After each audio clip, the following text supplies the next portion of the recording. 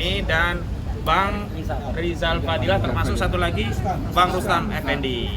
Jadi semua dalam pendampingan kami, dan yang paling penting untuk diketahui bahwa kami tadi juga sudah menyampaikan dan nanti akan ada penyampaian secara rinci dari para terperiksa ya, para terundang jangan terperiksa lah, nanti dianggap sudah BAP lagi ya. Para terundang yang memberikan klarifikasi. Yang paling penting bahwa kami saat ini sedang fokus untuk mempersiapkan diri dalam rangka gelar perkara khusus yang akan dilaksanakan pada hari Rabu di Biro Wasidik Mabes Polri, dan sekaligus kami mengundang media untuk besok hadir karena kami juga akan kompres dan menghadirkan sejumlah ahli yang sudah ada di sini juga akan kami hadirkan, dan kami juga mengundang Dr. Muhammad Taufik dari Solo untuk bisa hadir. Nah, itu pengantar dari kami, dan untuk lebih rinci saya minta dari Pak Roy Suryo untuk menjelaskan tadi bagaimana prosesnya dan apa keterangan yang disampaikan sehingga sampai baru sekarang keluar. Silakan Pak Roy. Baik. Assalamualaikum warahmatullahi wabarakatuh. Assalamualaikum warahmatullahi wabarakatuh. Ya, pertama-tama terima kasih, kami aturkan terima kasih yang sebesar-besarnya kepada para penyidik di Polda Metro Jaya, khususnya di Ditreskrimum, dan juga kepada Kapolda atas pemeriksaan yang sangat-sangat profesional dan sangat komprehensif. Jadi artinya kami ini menghormati ya tugas masing-masing. Jadi artinya kami tetap datang sesuai dengan undangan, dan ini adalah undangan yang kedua.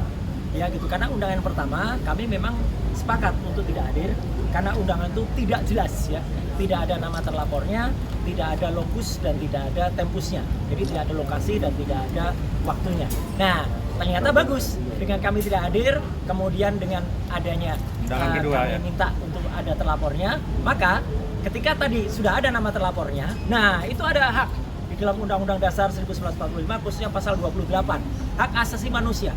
Kalau kita sudah menjadi terlapor, maka kita berhak untuk tidak memberikan keterangan ya, karena itu hak dari kita. Buat apa kita memberikan keterangan kalau ternyata keterangan itu malah nanti akan digunakan untuk menjerat kita dan teman-teman semuanya. Yang kedua, benar sekali apa kata tadi Bang Kosinudin ya, bahwa mereka itu yang lapor-lapor ini, yang lapor ini aneh gitu, karena itu adalah tidak ada kaitan hukumnya, tidak ada saudara, dia hubungan saudara, hubungan darah dia dengan Joko Widodo ya gitu. Jadi aneh kalau mereka kemudian merasa ikut menjadi yang harus melaporkan, gitu, terhina-hinanya, serendah-rendahnya, itu nggak ada.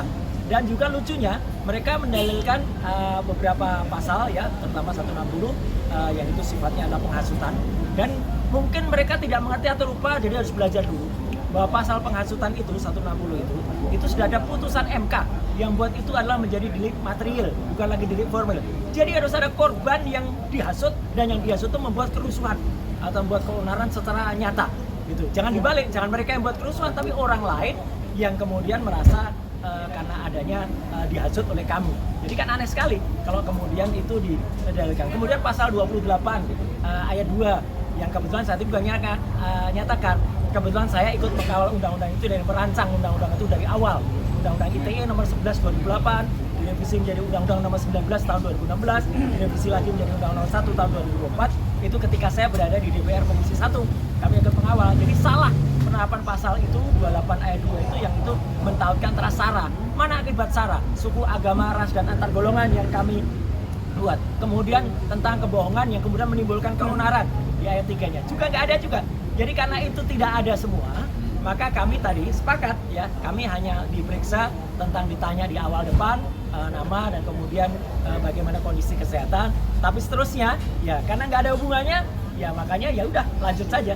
Jadi makanya dengan cepat, meskipun saya nggak tahu masing-masing mungkin agak berbeda, saya ada 85 pertanyaan dengan 55 halaman, maka bisa diselesaikan dengan sangat cepat ya gitu. Jadi jangan kecewa ya untuk para pelapor yang sudah berharap itu akan, karena itu pun nanti akan menjadi catatan bagi kepolisian kenapa mereka memproses sesuatu yang tidak jelas ya, karena tidak jelas. Dan yang paling penting, kami tadi juga menyampaikan surat dari tim kuasa hukum kami bahwa ini tidak ada legal standingnya.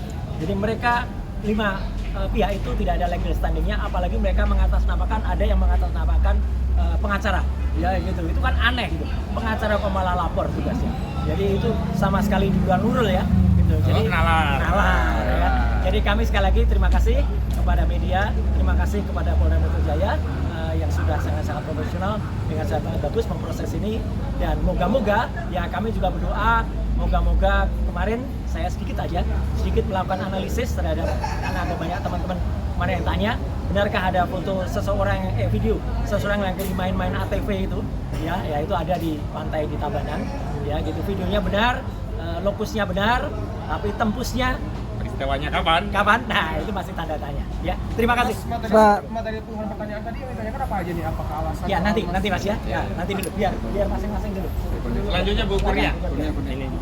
Ini dulu. Bismillahirrahmanirrahim. Sarah dulu ya. Assalamualaikum warahmatullahi wabarakatuh.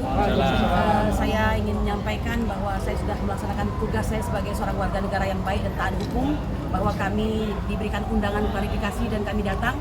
Nah, oleh karena itu tadinya saya masuk ke Kamnek 4 itu ya, unit 4 itu adalah untuk menyerahkan sebuah surat di mana kami ingin mengatakan kepada penyelidik bahwa kami berkeberatan untuk menjawab pertanyaan, tentu dengan beberapa hal, bahwa kami merasa tidak mengenal orang-orang yang melaporkan tersebut, bahwa orang-orang yang melaporkan tersebut tidak punya legal standing. Setelah itu juga apa yang dilaporkan itu tidak lagi menjadi suatu hal yang relevan karena perkara Pak Jokowi ini sudah menjadi leg spesialis tadi, yaitu pasal 310 dan 311 ya. Nah kemudian yang ketiga tentu saja kami berkeberatan karena memang tidak ada keuntungan dan ininya ya, apa manfaatnya bagi kami untuk menjawab orang-orang tersebut begitu.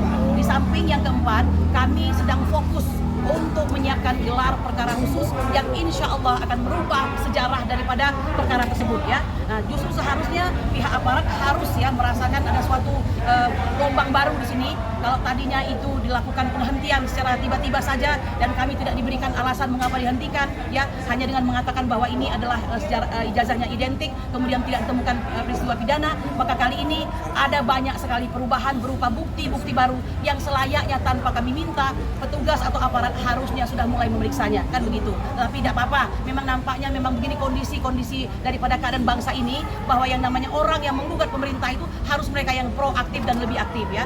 Nah, ibu-ibu dan bapak-bapak sekalian, saya mengucapkan terima kasih ya kepada penyelidik. Sungguh kami perlu memberikan apresiasi tanpa menekan kami ya, bahkan mereka mengarahkan ibu, suratnya tidak apa-apa, tapi pertanyaan harus dijawab setidak-tidaknya ibu berkeberatan tadi. Jadi ditumpahkan dalam bentuk BAP tersebut ya, supaya apa? Berarti ibu nyatakan hadir. Dan saya terima kasih, berarti itu sudah benar. Inilah yang harusnya terjadi ya. Pada ulang tahun ke-79 Polri ini mereka menjadi aparat yang ramah dan sayang kepada rakyat bangsa Indonesia. Presisi gitu ya. Saya kira itu yang bisa saya sampaikan, dan insya Allah kalau sudah begini hukum itu pasti mencerdaskan, tidak menjerumuskan. Saya kira begitu. Silakan Bang Rizal. Mantap. Tinggi, makasih. Logir. Ya, saya pertama tadi masuk jam 11 sampai jam 12. Agak ke bawah aja biar wajahnya kelihatan. Sampai jam 12 gitu kan, kemudian istirahat sholat dan kembali dari sholat hanya untuk menandatangani produk yang telah dilakukan. Intinya adalah bahwa dasar surat kita itu dipindahkan ke berita acara klarifikasi gitu. Jadi memindahkan itu, kenapa alasan-alasan keberatan untuk tidak akan melakukan penjelasan gitu kan atas beberapa pertanyaan-pertanyaan yang sudah disiapkan gitu. Jadi ujungnya sebetulnya adalah untuk saya ada 36 pertanyaan gitu ya. Tapi dengan cepat juga kita selesaikan karena sebagian besar pertanyaan itu jawabannya sama dengan poin 2, sama dengan poin 2, sama dengan poin 2, sama dengan poin 2. Begitu. Jadi intinya clear. Apa yang ada dalam surat itu sebagai alasan kenapa kita berkeberatan itu masuk di dalam berita acara klarifikasi. Jadi dipindahkan. Artinya klarifikasi terjadi, gitu ya. Secara hukum panggilan kita ikuti, undangan dipenuhi, kemudian kita melakukan penjawaban lah atas pertanyaan-pertanyaan, tapi dengan jawaban yang seperti yang disebutkan tadi. Intinya adalah bahwa dalam proses penyelidikan ini sudah selesai untuk klarifikasi dari sisi kita yang diundang. Tinggal Jokowi yang belum ya. Tinggal sekarang juga sebagaimana tadi dengan yang lain-lain disebutkan di sana bahwa kita sedang menunggu proses gelar perkara khusus dan itu adalah yang sangat menentukan. Artinya kalau di sana sesuai dengan harapan kita selesai yang Polda untuk